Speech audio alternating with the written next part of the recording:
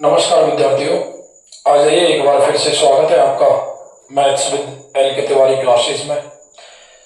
हम यहाँ पढ़ रहे हैं समांतर श्रेणी की प्रश्नावली और समांतर श्रेणी की जो प्रश्नावली है उसकी अंतिम हमारी एक्सरसाइज चल रही है 5.3 और 5.3 का आज अंतिम पार्ट नंबर 4 है। मैंने 3 पार्ट कंप्लीट करा दिए हैं इसके और चौथा पार्ट है उसमें अपन हम 16 से लेकर के 20 तक के सवालों का अध्ययन करेंगे। देखिए, सवाल नंबर 16 है आपका, किसी स्कूल के विद्यार्थियों के द्वारा उनके समग्र शैक्षिक प्रदर्शन के लिए 7 नगद पुरस्कार देने के लिए 700 रुपए की राशि रखी गई है। यानी कि कुल जो राशि है, कुल राशि 700 रुपए। कितनी है सब? 700 रुपए। अब क्या है कि प्रत्येक पुरस्कार ठीक पहले पुरस्कार से 20 रुपए कम है। पुरस्कारों की संख्या कितनी है? पुरस्कारों की संख्या ये कितनी है साहब? 7 पुरस्कार हैं, ठीक है। और हमारे पास जो राशि है वो 700 रुपए की है। अब हमको क्या है कि इसने कहा है कि कोई शैक्षिक समग्र प्रदर्शन के लिए बच्चों को इनाम दी जा रही है। और इनाम किस प्रकार से दी जा रही है? जैसे मान के चलो एक बच्चे के लिए मान के चलो मैंने 100 रुपए दे दिए, उसके बाद में अगले बच्चे के लिए 20 रुपए कम है, या इसका मतलब कितना? 80। इससे अगले बच्चे के लिए कितना? 20 रुपए कम है, इसका मतलब 60। जैसे एक बच्चे के लिए मैंने 200 रुपए दे दिए, इससे 20 रुपए कम 180, इससे 20 रुपए कम 160, इससे 20 रुपए कम 140। ऐसे ये जो इनामों का जो सिलसिला है ये 7 नंबर तक चल रहा है। कितने नगद पुरस्कार हैं? 7। प्रत्येक पुरस्कार ठीक अपने पहले पुरस्कार से 20 रुपए कम है, तो ये जो अंतर है जिस सादी सी बात है, सब जगह समान है। सब जगह समान है तो ये सार्वंतर है, इनकी समांतर श्रेणी बन रही है, बिल्कुल सब बन रही है। लेकिन यहां पर हमको ये नहीं पता कि पहले आदमी को पुरस्कार कितना दिया जा रहा है। 100 भी दे सकते हैं, 200 भी दे सकते हैं, 80 भी दे सकते हैं, 50 भी दे सकते हैं। तो ये पहली जो पुरस्कार राशि है जो आपको नहीं पता है वो सबसे पहले अपन क्या कर लेंगे? मान लेंगे। तो यहां लिखेंगे माना कि प्रथम पुरस्कार राशि, प्रथम पुरस्कार राशि ये कितने मान ली हमने? x रुपए। कितने मान ली सर? x। अब जो समांतर श्रेणी बनेगी यहां से वो क्या बनेगी? देखिए,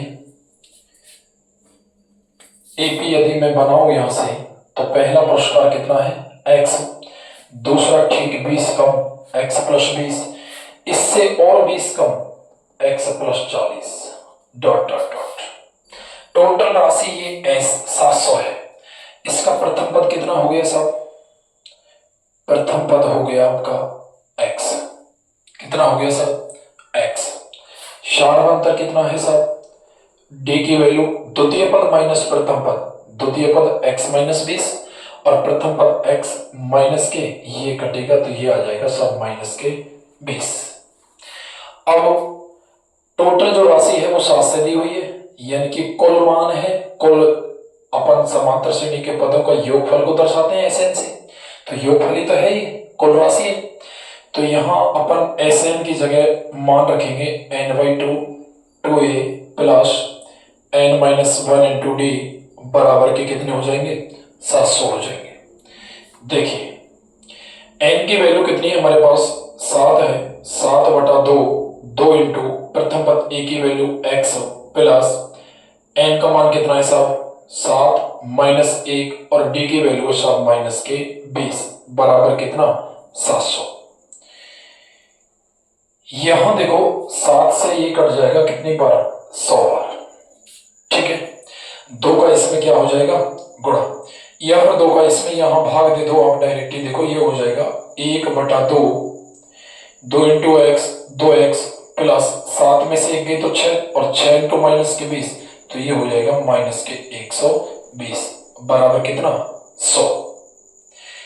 अब इसमें आप चाहो तो 2 बाहर निकाल लो, 2 बाहर निकालेंगे तो 2 से 2 कटेगा और ये बचेगा x माइनस 60 बराबर कितना 100।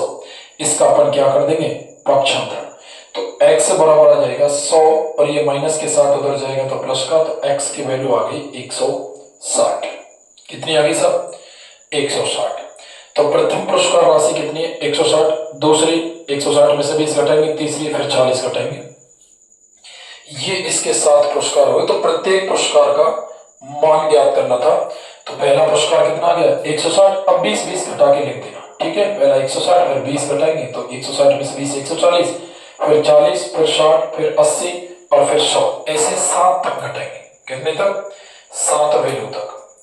इस प्रकार से ये आपका सवाल नंबर कौन सा हुआ 16वां सवाल। आ जाइए, देखो बहुत सिंपल सवाल है, साधारण है। आपको सिर्फ इनका ये समझ में आना चाहिए कि आपको क्या दिया हुआ है, क्या ज्ञात करना है और क्या पूछ रहा है सवाल। बाकी तो कोई नहीं, कैलकुलेशन ही तो है। और हम पहले दूसरे के विद्यार्थी है नहीं, 10th क्लास में पढ़ रहे हैं, तो कैलकुलेशन तो अपनी वैसे भी फास्ट होनी चाहिए। सवाल नंबर 17 देखो क्या बोल रहा है, पढ़िए सवाल को। मैं क्या है बुक्स यूज नहीं करता, मैं ऐसे ही सवालों को लिख लेता हूँ क्योंकि मेरे पास बुक्स उपलब्ध नहीं है, ठीक है।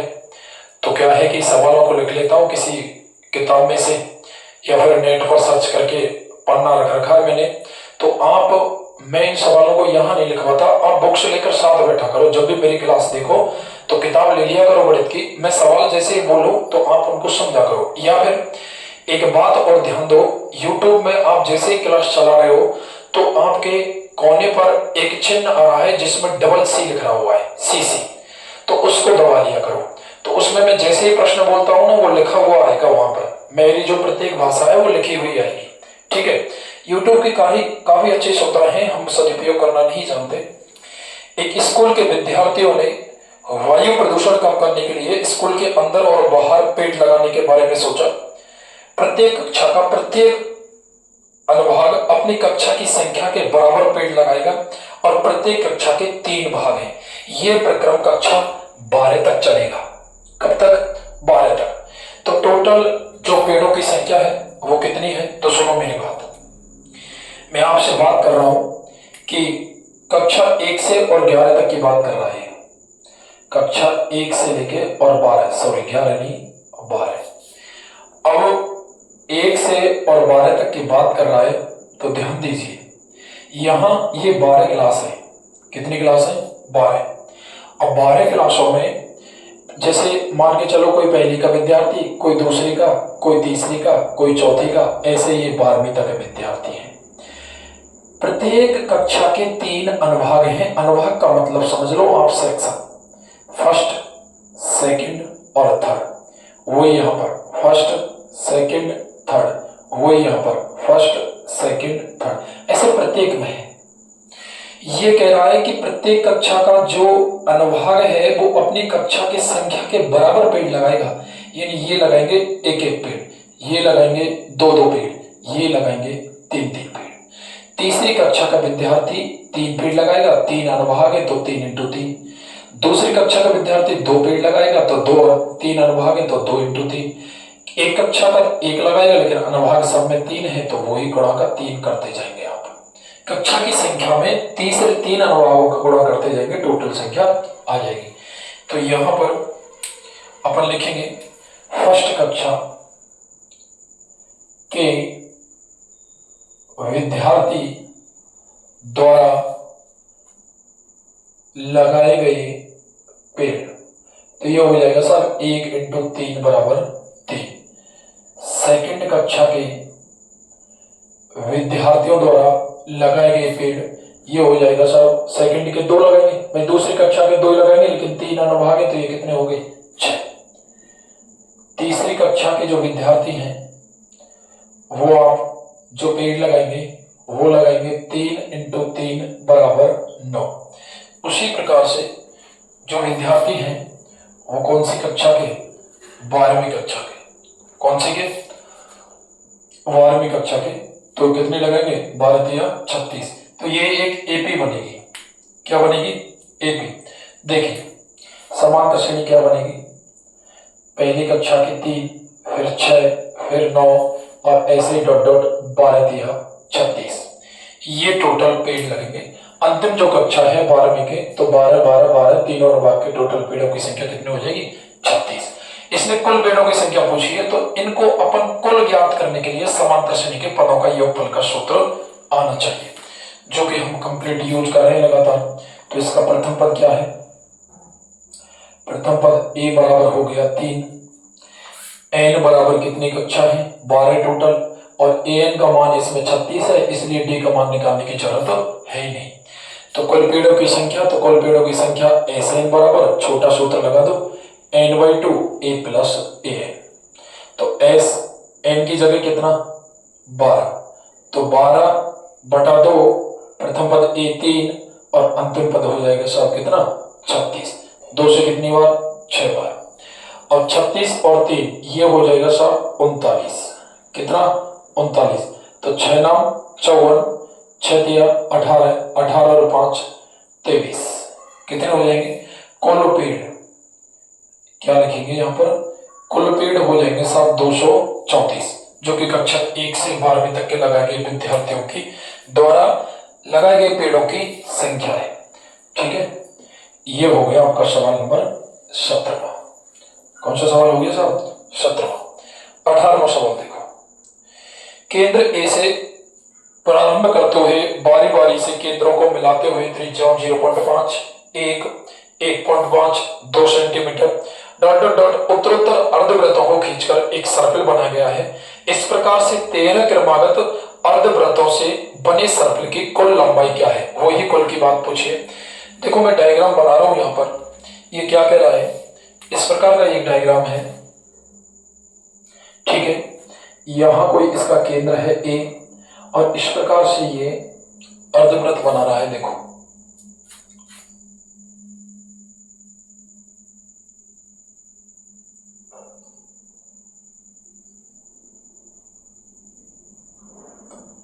इस प्रकार से अर्धवृत्त बन रहे हैं। अब ये क्या रहा है? ये कह रहा है साहब, ये यहां पर केंद्र, देखो इसका ये केंद्र यहां पर केंद्र से ऐसे बनेगा, इसको मैं लिख देता हूं बिंदु C, और ये हो गया आपका L1, और ये हो गया आपका L2, और ये हो गया सब आपका L3, और ये हो जाएगा फिर L4। ये कहना क्या चाह रहा है वो देखिए आप। ये कह रहा है आपसे कि भाई जैसे ये पहला ये केंद्र हो गया, तो ये पहला अर्धवृत्त, फिर ये दूसरा अर्धवृत्त। देखो पहला अर्धवृत्त ये रहा, यहां से लेके यहां तक, फिर दूसरा अर्धवृत्त यहां से लेके यहां तक, फिर तीसरा अर्धवृत्त यहां से लेके यहां तक, फिर चौथा यहां से लेके यहां तक। एक बार ऊपर और एक बार नीचे, एक बार ऊपर और एक बार नीचे, ये अर्धवृत्त है। इस प्रकार से ये 13 बार, ये तो अभी 4 ही बार हुआ है, 1 2 3 4 5 6 7 8, इस प्रकार से 13 अर्धवृत्तों से बने सर्कल की कुल लंबाई, कुल का मतलब सीधी सी बात है समांतर श्रेणी के पदों का योगफल पूछा है। आगे बात समझ में, तो मेरी बात सुनो आप। इनकी त्रिज्या दी हुई है, ये सवाल नंबर है आपका 18वां। कौन सा सवाल है? 18वां। L1 अर्धवृत्त की त्रिज्या 0.5, L1 अर्धवृत्त की त्रिज्या 0.5, L2 अर्धवृत्त की त्रिज्या 1.0, L3 अर्धवृत्त की त्रिज्या 1.5। आगे आपके पास समझ में। अब यहां पर ये त्रिज्या दी हुई है 0.5, 1 और 1.5। इसी प्रकार से ये कंप्लीट त्रिज्या 0.5 बढ़ाता गया है। तो समांतर श्रेणी क्या बनेगी? पहले अर्धवृत्त की त्रिज्या के लिए जैसे यहां पर ये L1, L2, L3 dot dot dot L13, ऐसे कितने अर्धवृत्त हैं? 13। तो ये बनेगी L1 की जगह पाई R1, L2 की जगह, देखो मैं पाई आर क्यों लिख रहा हूं, ये L1 क्या है? अर्धवृत्त है। अब ये अर्धवृत्त की क्या है? परिधि। यहां से लेके यहां तक ये क्या है? परिधि। पूरे वृत्त की परिधि क्या होती है? 2 पाई आर। आधे के लिए 2 का भाग दे देंगे, 2 से 2 कटेगा, क्या बचेगा? पाई आर। तो यही तो है लंबाई, यहां से यहां तक, इसकी यहां से यहां तक। तो अर्धवृत्त की लंबाई होती है पाई आर। अर्धवृत्त की लंबाई क्या होती है, पाई आर, और पूरे वृत्त की 2 पाई आर। तो pi are 1, pi are 2, pi are 3 dot dot dot pi R 13। आगे बढ़ समझ। अब यहां से पाई 0.5, पाई 1.0, पाई 1.5, और इस प्रकार से कितने पदों तक, 13 पदों तक। कितने पदों तक, 13 पदों तक। 13वें पद क्या गया है वो मैं नहीं लिख रहा। तो ये समांतर श्रेणी हो गई आपकी फाइनली 0.5 पाई, पाई, 1.5 पाई, और डॉट डॉट डॉट कितने पदों तक, 13 पदों तक। तो प्रथम पद क्या है साहब इसका, प्रथम पद a बराबर 0.5 पाई, सार्व अंतर d पूरे पाई में से 0.5 पाई जाएगा तो क्या बचेगा साहब, 0.5 पाई। ठीक है, n की वैल्यू कितनी हो गई साहब, 13। n की वैल्यू कितनी हो गई, 13। अब आपसे कंप्लीट योगफल पूछा है तो Sn बराबर फॉर्मूला होता है n/2 2a plus n minus 1 into D. 13 पदों का है तो n की जगह 13 बटे 2 इंटू प्रथम पद कितना है साहब, 0.5 पाई 2a प्लस n की वैल्यू 13 माइनस 1 और d की वैल्यू है साहब 0.5 पाई। अब सुनो, ये हो जाएगा आपका 13/2, ये 0.5, देखो 0.5 का दोगुना 1, तो यहाँ बचेगा खाली पाई प्लस 13 में से 1 गए तो 12, और 12 का आधा कितना, ये होगा आपका 6 पाई। तो ये हो जाएगा फाइनली S13 बराबर 13/2 पाई और 6 पाई 7 पाई। कितना हो गया देखो, 2 पंजे 10, 1 पाई और 6 पाई कितना, 7 पाई। आप यहां चाहो तो पाई का मान रख दो 13/2 इंटू 7 इंटू 22/7, 7 से 7 कटा और ये कितनी बार, 11 बार। तो S13 बराबर 11 तिया 33, 11 एकम 11 और 3 14, 143 सेंटीमीटर है क्या, हाँ 143 सेंटीमीटर इस सर्कल की कुल लंबाई आ जाएगी। क्या किया मैंने, कुछ नहीं किया, ये अर्धवृत्त L1 था, नीचे का L2 था, ऊपर का फिर L3 और फिर नीचे का क्या, L4। इस प्रकार से ये 13 थे, तो मैंने L1 L2 L3 13 तक लिख दिए। अब L1 यानी कि लंबाई है अर्धवृत्त की, और अर्धवृत्त की लंबाई है साहब इसकी ये परिधि, पूरे वृत्त की परिधि 2 पाई आर, तो फिर आधे वृत्त की परिधि के लिए 2 का भाग दे देंगे तो क्या आएगी, पाई आर। तो pi are 1, pi are 2, pi are 3 और पाई आर 13 तक। मैंने यहाँ 13 पदों तक लिख दिया, लेकिन यहाँ 0.5 त्रिज्या, यहाँ 1, फिर 1.5, फिर 2, 2.5, इस प्रकार से त्रिज्या आती है, तो मैंने यहाँ डायरेक्ट लिख दिया 13 पदों तक। n का मान हो जाएगा ये। यदि मैं 13वें पद की त्रिज्या लिख देता तो वो अंतिम पद an की वैल्यू हो जाएगी, तो फिर हम ये बड़ा सूत्र नहीं लगाते। ठीक है, तो प्रथम पद a 0.5 पाई, सार्वंतर आपको पता है, द्वितीय पद में से प्रथम पद घटा देते हैं, पूरे पाई में से आधा पाई तो आधा पाई बचा।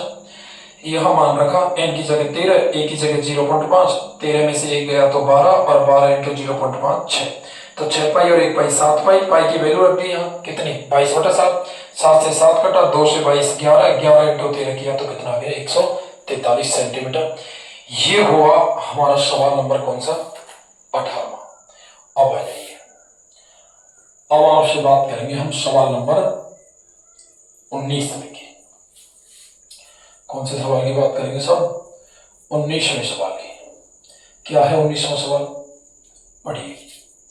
19वां सवाल है आपका कि 200 लट्ठों को ढेरी के रूप में इस प्रकार रखा जाता है कि सबसे नीचे वाली पंक्ति में, सबसे नीचे वाली पंक्ति में 20 लट्ठे रखे गए हैं। सबसे नीचे वाली पंक्ति में कितने, 20, और उसके बाद में 19, फिर 18, इस प्रकार से ये लट्ठे रखे गए हैं। तो बताइए कि 200 लट्ठे कितनी पंक्तियों में रखे जाते हैं और सबसे ऊपरी पंक्ति में कितने लट्ठे थे। मेरी बात सुनो, ये क्या कह रहा है कि 200 लट्ठे टोटल कितने, 200, सबसे नीचे वाली पंक्ति में 20, उसके बाद 19, फिर 18, इस प्रकार से एक कम करके लट्ठे रखे गए। ये कह रहा है सबसे ऊपर, सबसे ऊपर यानी यहाँ टॉप पर, ये अंतिम पद हो गया, ये अंतिम लट्ठा होगा। तो इसने एक तो अंतिम पद का मान पूछा है। अंतिम पद क्या होता है साहब? A N. क्या होता है? A N. ए एन का मान कब ज्ञात होता है? जब हमारे पास साहब ए एन और डी ये हो, ये हमारे पास होना चाहिए। खास करके ये हमारे पास ए और डी तो यहाँ होंगे, लेकिन यदि एन होगा तो हमें ए एन का मान निकाल सकते हैं, अन्यथा नहीं निकाल सकते। अब देखिए यहां पर प्रथम पंक्ति में जो लट्ठे रखे गए हैं सबसे नीचे, सवाल नंबर है आपका 19वां, सबसे नीचे लट्ठे कितने हैं साहब? 20। उसके बाद में दूसरी पंक्ति में 19। इस प्रकार से लट्ठे रखे गए हैं और कुल जो लट्ठे हैं वो है 200। कितने हैं साहब? 200। तो अब यहां से समांतर श्रेणी बनेगी। देखो क्या बनेगी, मैं बताऊं आपको। समांतर श्रेणी बनेगी आपकी एपी बराबर 20, 19, 18 और इस प्रकार से लट्ठे रखे गए हैं। इस समांतर श्रेणी का प्रथम पद क्या हो जाएगा? ए बराबर 20, सारवंतर डी बराबर 19 माइनस 20 बराबर -1। द्वितीय पद में से प्रथम पद घटाएंगे। अब यहां एक तो किसका मान पूछा है आपसे? ए एन का। किसका मान पूछा है? ए एन का, यानी सबसे ऊपर पंक्ति में। ऊपर की पंक्ति सबसे अंतिम वाली होगी भाई। नीचे से लट्ठा रख रहे हैं और नीचे से रखते रहेंगे तो सबसे ऊपर में अंतिम पंक्ति बचेगी।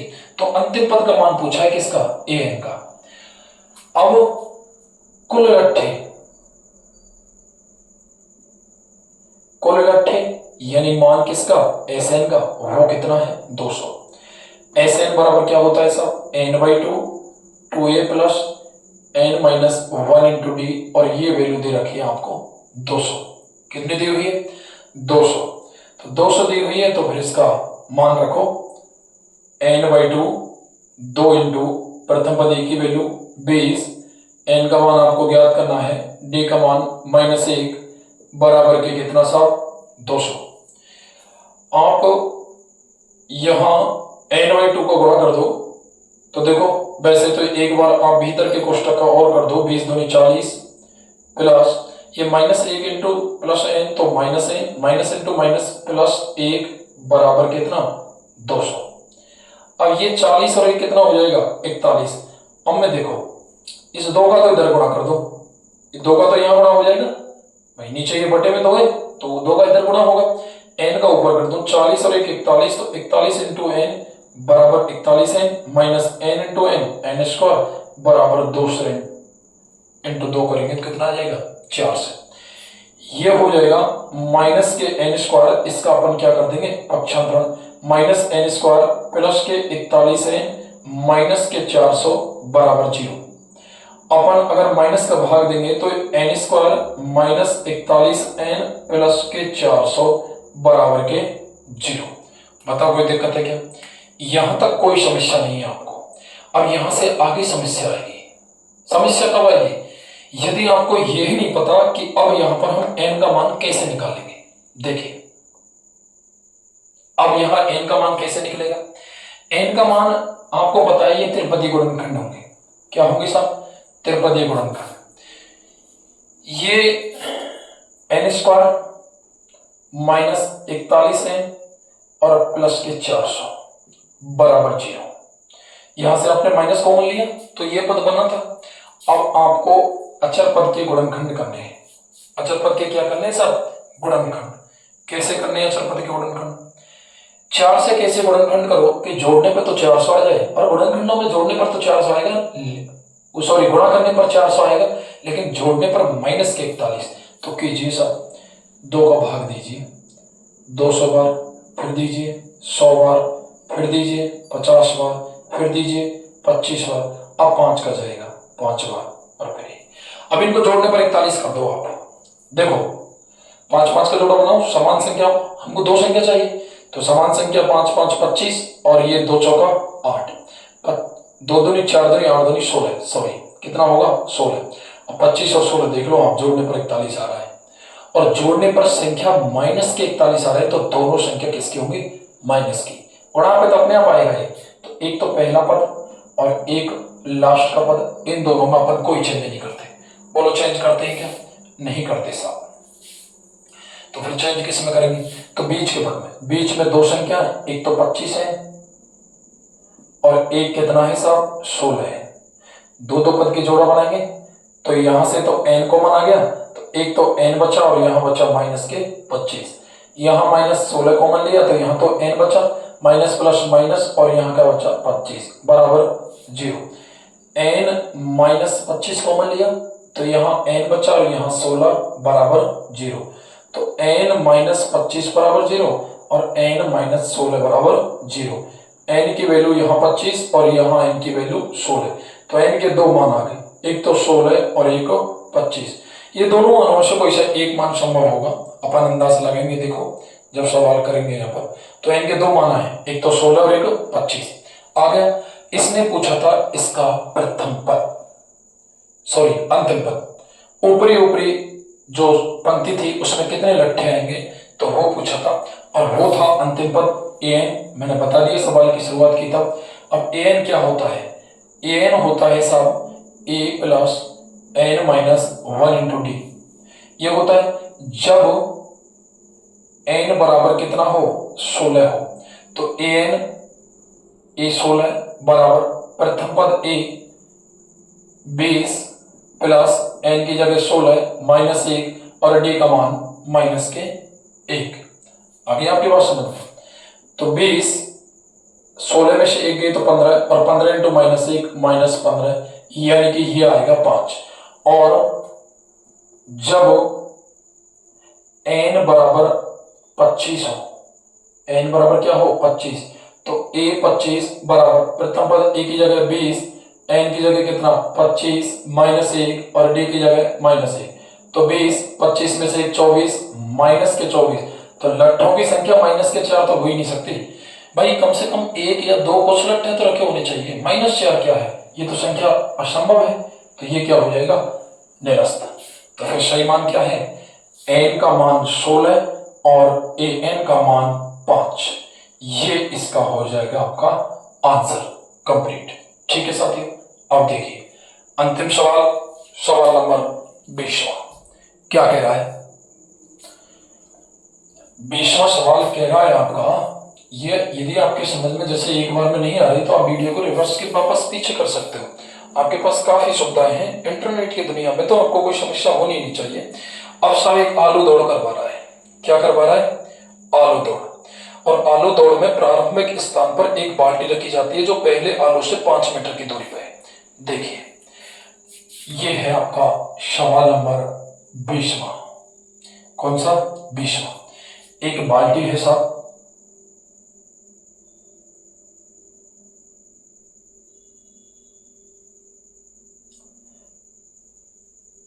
ये है साहब, ये क्या है? एक बाल्टी।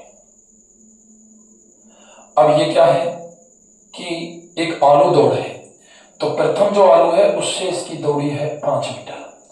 उसके बाद में प्रत्येक आलू से 3 मीटर की दूरी पर है। प्रत्येक आलू से कितने मीटर की दूरी पर है? 3 मीटर की दूरी पर। एक कोई प्रतिभागी है और वो क्या करती है, ऐसे इसमें कितने रखे गए? 10 आलू। ऐसे कितने आलू रखे गए? 10। पहला, दूसरा, तीसरा, या फिर ले दो 10 पदों तक। कितने पदे? तो 10 पदों तक आलू रखे गए। यहां एक कोई प्रतिभागी है, ये क्या है? सवाल को समझो। देखो ये यहां से आलू उठाती है, इस बाल्टी में रखती है और रख करके वापस फिर यहां पहुंचती है। तो इसको ये कह रहा है कि एक कंप्लीट 10 जगह आलू रख रखे हैं, जैसे ये पहली, ये दूसरी, ये तीसरी, तो इसको कंप्लीट कितनी दूरी तय करनी पड़ेगी आलू रखने में? तो पहले आलू को रखने में कितनी दूरी तय करनी पड़ेगी? देखो 5 मीटर तो जाएगी और 5 मीटर आने की, कितनी हो गई टोटल? 10 मीटर।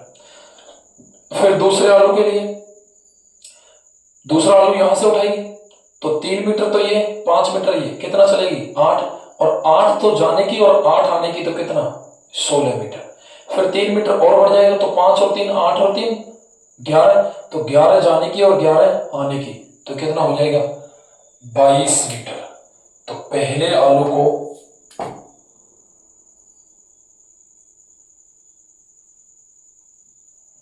बाल्टी में रखने पर तय दूरी 5 मीटर जाने की 5 आने की, तो 2 को गुणा कर दो 5 में, ये हो जाएगा सब 10 मीटर। इसी प्रकार दूसरे आलू को रखने पर तय की गई दूरी, तो ये हो जाएगा सब 5 + 3। अब की बार 5 + 3 का दोगुना होगा तो 8 का दोगुना 16 मीटर।